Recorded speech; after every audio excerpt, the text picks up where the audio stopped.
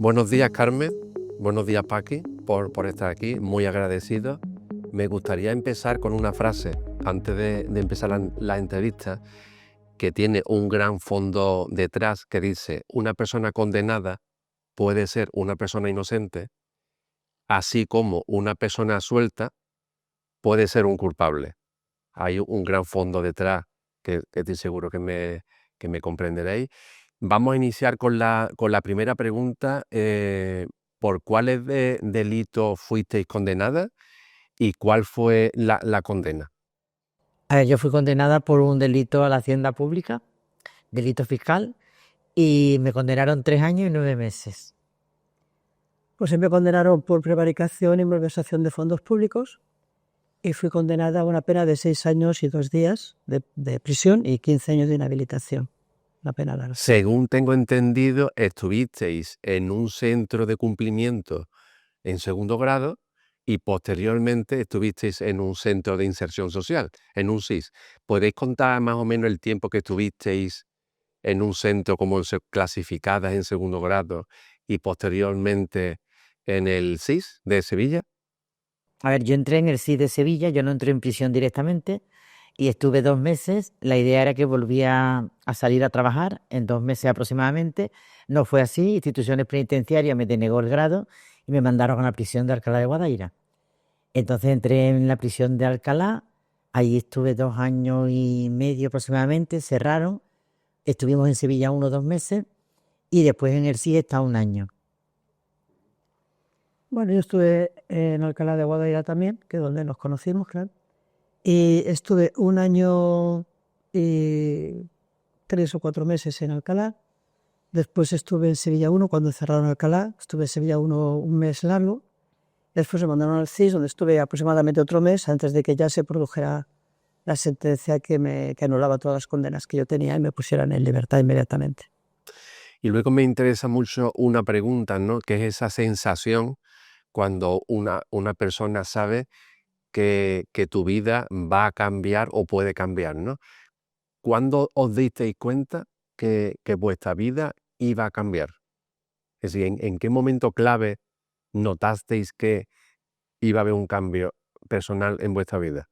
A ver, yo lo noté cuando llegué a la prisión de Alcalá, porque en el CIS era distinto, tenía otro tipo de prisión, es semilibertad, y como pensaba salir a trabajar, pues la verdad es que allí no tenía yo ningún problema y estaba casi como en la calle.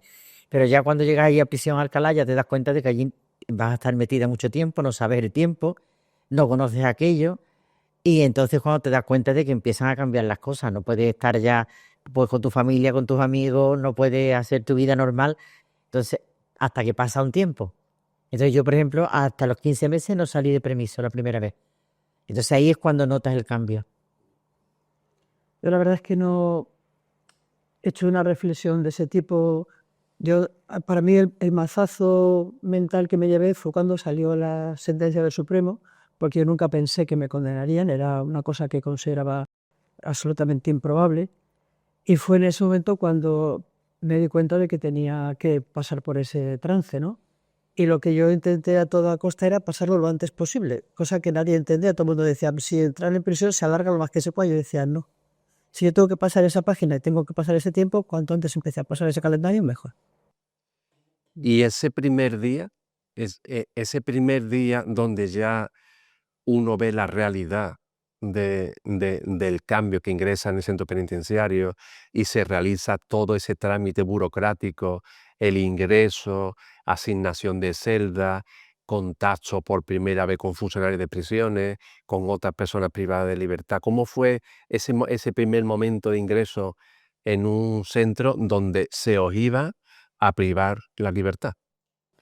A ver, yo cuando entré en el CIS iba totalmente mentalizada y el primer día la verdad es que fue por la noche cuando noté el, el que no estaba ya en mi casa, fue en la noche. Durante el día estuve bien porque allí conocí muchísima gente y no lo eché en falta. Una vez que llegas a Alcalá, pues nada, fue sin esperarlo.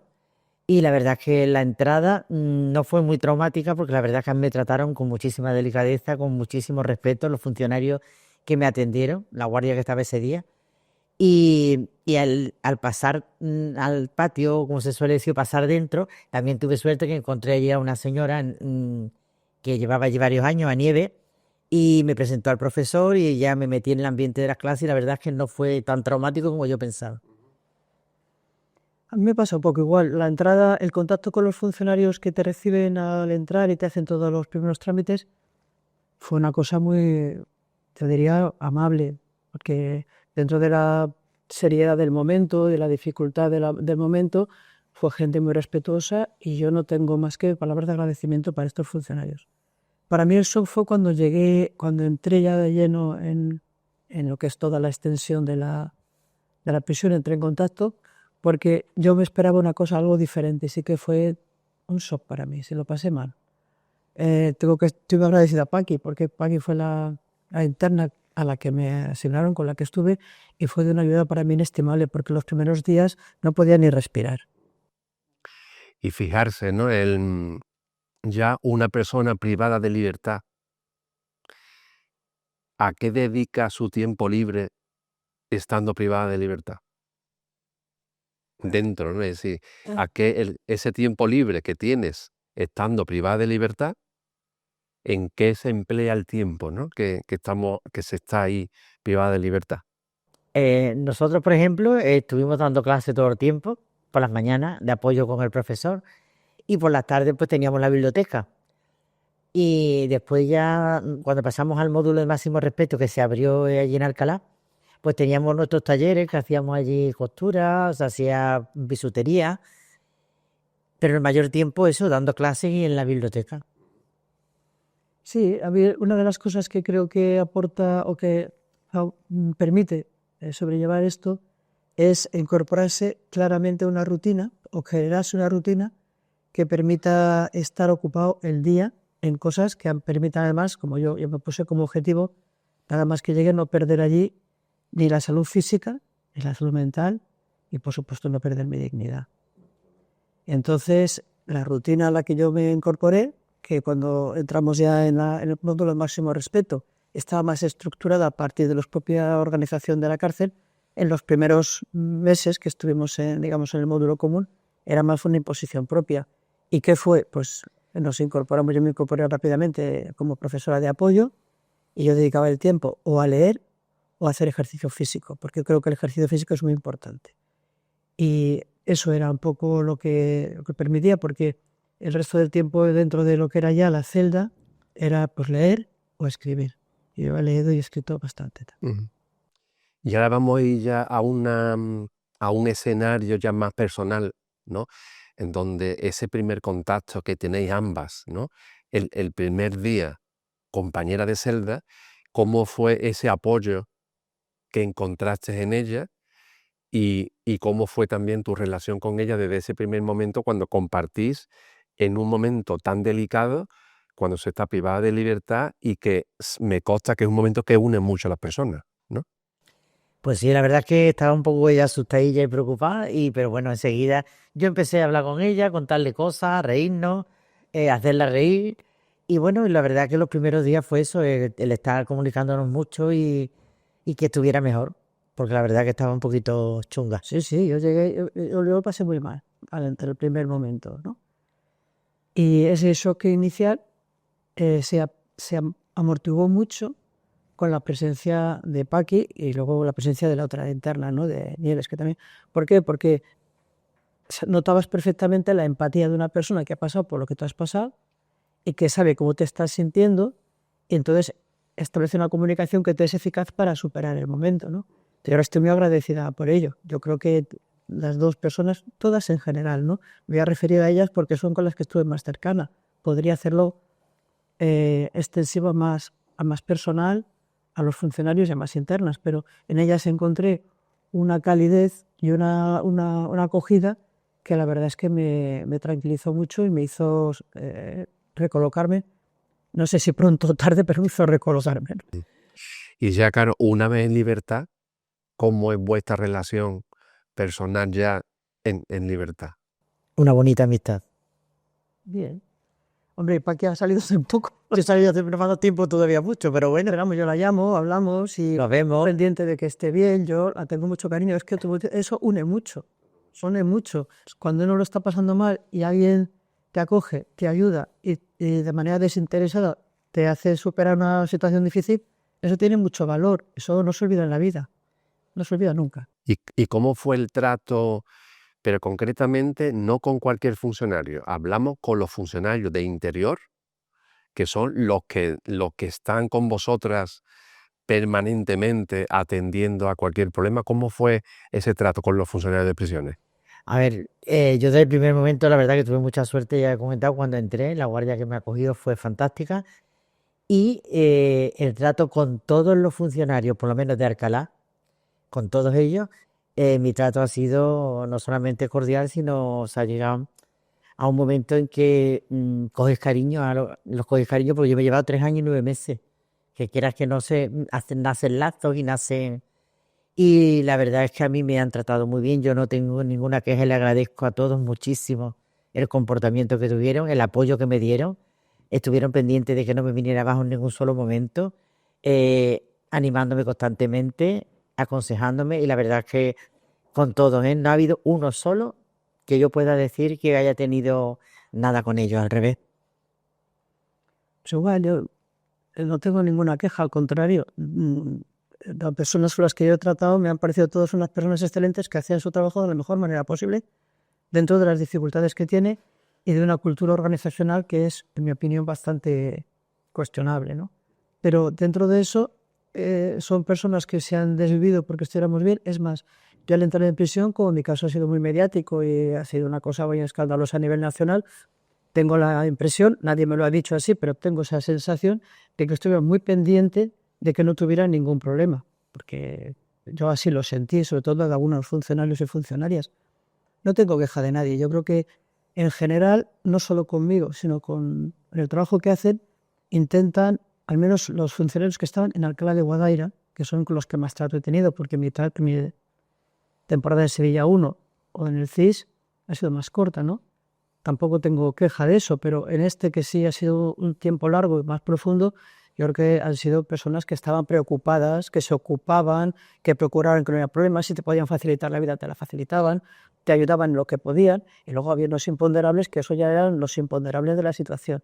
Entonces yo creo que era, en general, pues profesionales que hacían bien su trabajo con un alto grado de empatía, diría yo. Nuestra Constitución española, en el artículo 25.2, nos indica que el fin de la pena privativa de libertad es la reeducación y la reinserción social.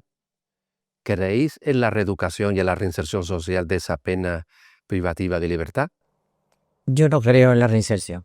En primer lugar, porque no hay métodos, ni creo que a nadie le interesa, porque hay muchísimos métodos para hacer que personas se reinserten. Y en otros casos, porque hay personas que no tienen ningún interés en reinsertarse tampoco. Tienen una vida de siempre tener la misma vida, siempre, y vuelven a lo mismo. Pero es verdad que se necesitaría una ayuda bien grande, porque hacen falta muchos cursos, muchos talleres, mucha atención, muchas terapias, y eso dentro de prisión no lo hay.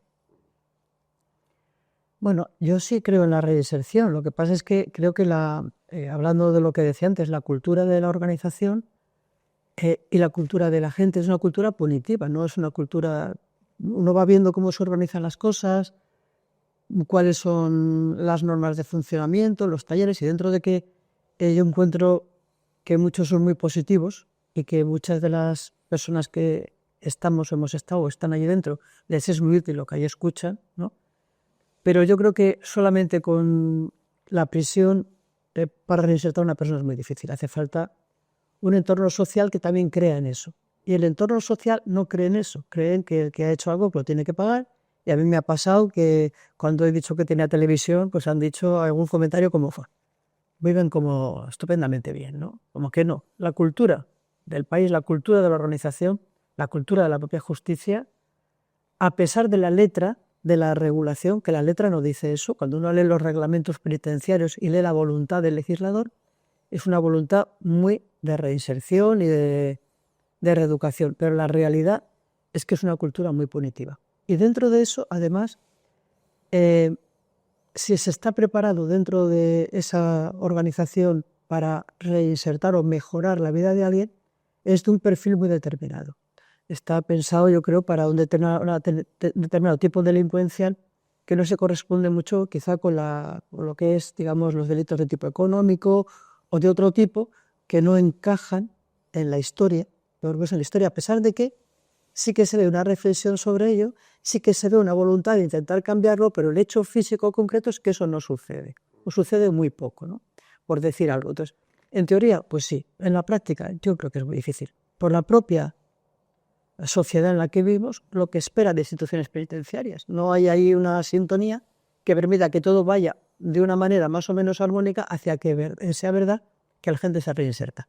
Hay gente que se reinserta porque lo hemos visto, pero como dice Paqui, es muy difícil si tú tienes una determinada familia, una determinada vida, un determinado entorno, salir de ahí con 4 cursos que te hayan dado y que a la salida no tengas otra vez las mismas circunstancias que en algún momento te han llevado a esa realidad. Yo creo que eso es muy complicado y desde luego yo creo que en este país en este momento esto no ocurre así. Y Carpe, una pregunta ya más concreta en tu caso, ¿por qué crees que tu persona y tu cargo, ¿vale? eh, fueron incluidos en tu causa o en la macrocausa, ¿no? Es decir, tu persona y el cargo que ostentaba en ese momento.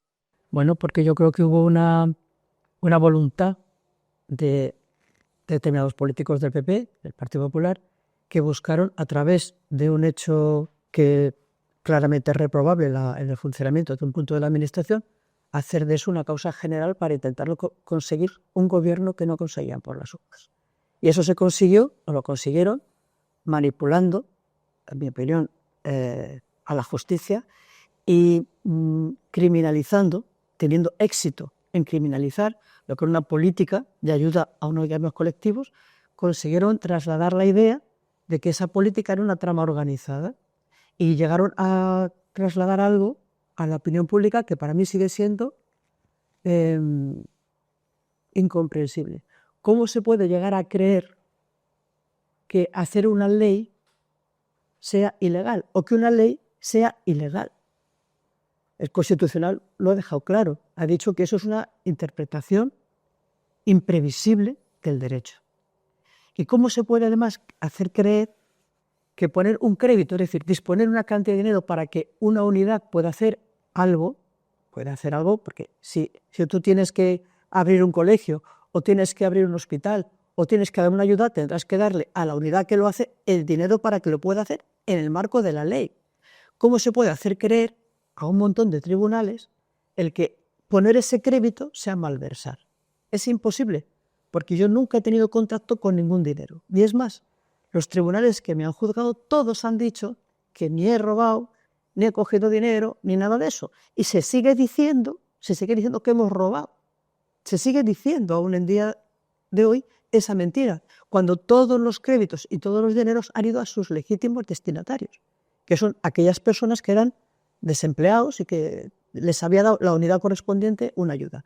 Entonces hubo una utilización torticera de la justicia por parte de determinadas personas del Partido Popular. Yo diría que el Partido Popular en su conjunto, porque esto es una causa que tiene eso de fondo.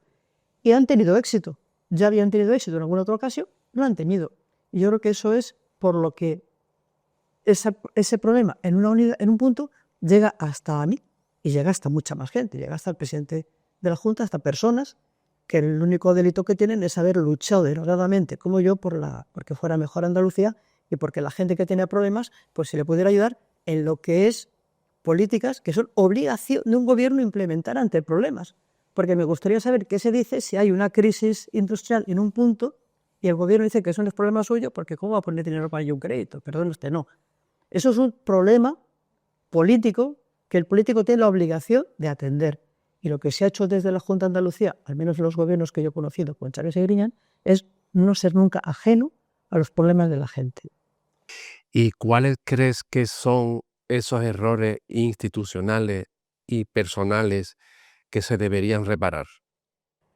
Que se debe reparar, yo creo que el Constitucional lo ha reparado desde el punto de vista de la teoría, desde el punto de vista de lo que es la jurisprudencia o la interpretación que se ha de dar a determinados criterios jurídicos que los tribunales, tanto de la Audiencia como del Supremo, tengo que decir que el Supremo, de las 5 personas que a mí me juzgaron, 3 dijeron una cosa, pero hubo 2 votos particulares muy rotundos en sentido contrario. Yo siempre he pensado que es verdad, o tengo que entender, porque yo no soy jurista, que puede haber algunos temas que sean controvertidos en derecho. Y por lo tanto, a partir de ese resquicio, pues hubiera toda esta cantidad de literatura y cantidad de páginas alrededor de esta causa de los seres de Andalucía. Pero el hecho concreto es que el Constitucional ha dejado claro 2 cosas al anular, porque mis condenas están anuladas, a decir 2 cosas. Primero, que las leyes no pueden ser ilegales, las leyes son constitucionales o anticonstitucionales. Y cuando tú haces una ley, la ley se cumple. Y que una ley puede cambiar otra ley.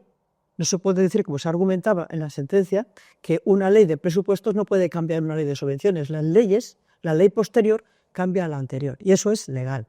Y eso lo ha dejado claro el Constitucional a través de esta frase, que es la que yo repito, que se ha hecho una aplicación imprevisible del derecho, que yo creo que es una manera elegante de decir incorrecta, en mi opinión. Eso ya son palabras mías, no del Constitucional. Y por eso me reconoce que se ha vulnerado, y me da la razón, en la reclamación que yo hice, en el amparo que hice, diciendo que se ha vulnerado mi derecho a la legalidad penal. Y también se ha vulnerado mi derecho a la presunción de inocencia, porque lo que viene a decir también el Constitucional es que, primero, que los créditos no pueden ser delictivos, como por cierto ya había dicho el Tribunal de Cuentas, y ítem más dice que además no hay prueba alguna que diga que yo he hecho una mala utilización de fondos públicos.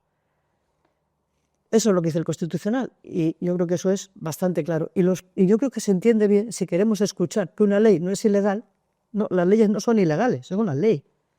Son objeto de un recurso de constitucionalidad o de no, y que los créditos, es decir, el darle un dinero a una persona para que haga una función, eso no implica que te gastes. Es más, para que ese crédito se pueda aplicar, tiene que haber una aprobación de ese presupuesto por un Parlamento. Por lo tanto, tiene toda la legitimidad aquel que tiene que darlo en darlo. Eso sí, lo tiene que dar de acuerdo a la ley que le sea de aplicación, porque cada mecanismo legal tiene un procedimiento que lo regula. Y cuando desde el punto de vista de Hacienda, desde el trabajo de Hacienda, se asigna ese crédito y se aprueba por el Parlamento, se le da para un fin que debe cumplirse de acuerdo a una norma o a una ley. Y si ese que lo tiene que aplicar con respecto a esa norma o a esa ley no lo hace, tendrá que dar cuenta de ello. Pero no puedes de eso extrapolar que está mal todo el proceso. Ni puedes pensar que eso es un plan ni una organización criminal. Eso es un plan de un presupuesto. Y lo que no puedes criminalizar es que haya un gobierno que se preocupa, que ve el problema, que lo plantea, que lo pacta, que le da el dinero y que le dice hágalo usted. Si no, ¿cómo se hace?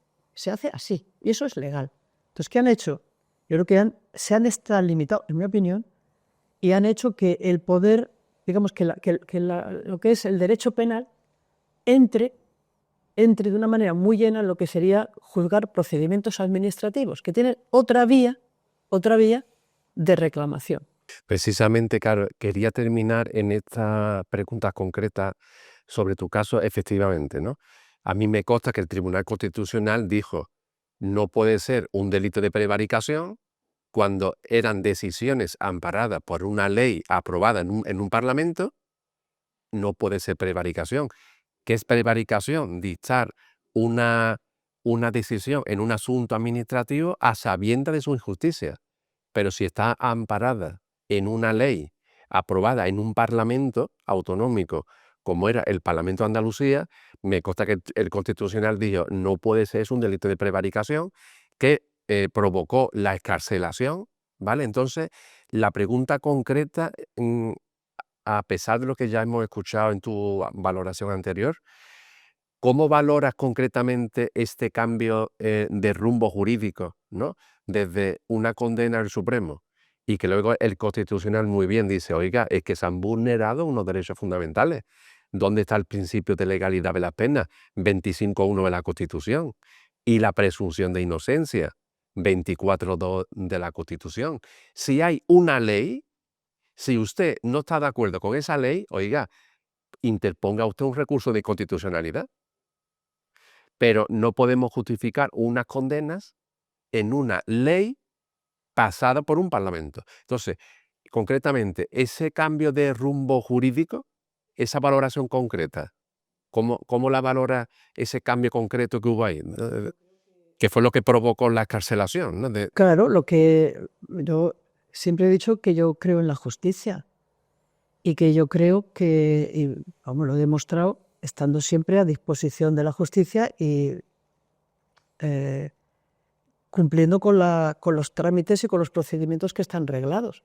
Igual que yo creo que, entonces, ¿cómo lo valoro? Valoro que se ha hecho justicia, valoro que el Tribunal Constitucional, que es un tribunal de garantías, me ha garantizado mis derechos. Y creo que eso es algo que ha de hacernos sentirnos orgullosos a todos los españoles, que haya un tribunal que es capaz, a pesar de lo recorrido, de verlo con la independencia y con el criterio que proteja mis derechos, que es el tribunal que lo tiene que proteger, que para eso está. Entonces, yo creo que el Tribunal Constitucional ha garantizado mis derechos constitucionales y me ha dado la razón, porque como yo digo, a mí el tribunal ni me ha indultado, ni me ha perdonado, ni me ha amnistiado, me ha dado la razón, me ha dado la razón. Y bueno, pues igual que acepté entrar en prisión cuando dijo el Supremo que no estaba de acuerdo con lo que decía, pues yo estoy muy satisfecha de que el Constitucional haya avalado aquello que yo digo con esta rotundidad. Entiendo que resquicios tendrá la norma cuando el Supremo lo ha hecho, resquicios tendrá esa interpretación. Lo que dice el Constitucional es que esa interpretación no es la correcta, es una interpretación que no se espera, nadie espera que eso pueda ser así. Por lo tanto, yo entiendo que a partir de ahora, una vez hecha esa clara valoración del Constitucional, los demás tribunales tendrán que aplicar ese criterio, porque si había duda, ya no lo hay.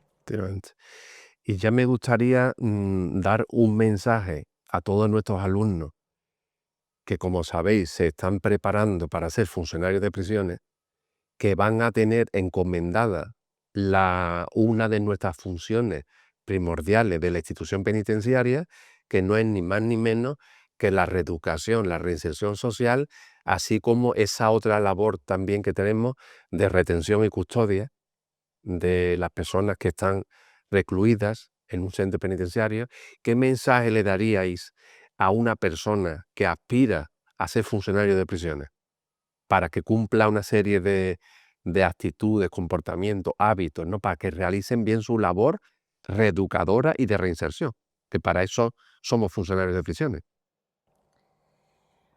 En primer lugar, a ver, yo pienso que un poco de humanidad, porque es verdad que no todos los funcionarios de prisiones son iguales.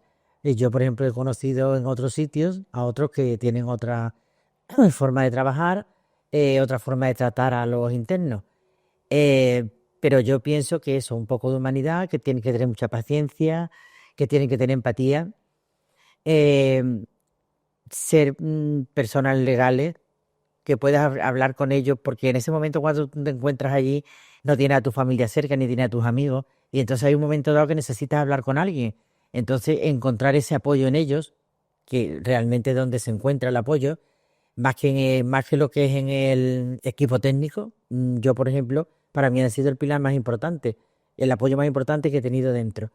Y entonces yo, pienso eso, que tienen que ser personas empáticas, asertivas, y que tengan esa relación de apoyo que he tenido yo. Porque la verdad es que es fundamental cuando estás dentro ver que hay alguien que se preocupa por ti, que parece increíble, pero es verdad que se preocupan por ti, que cuando tú estás bien ellos se alegran, cuando estás mal se les nota.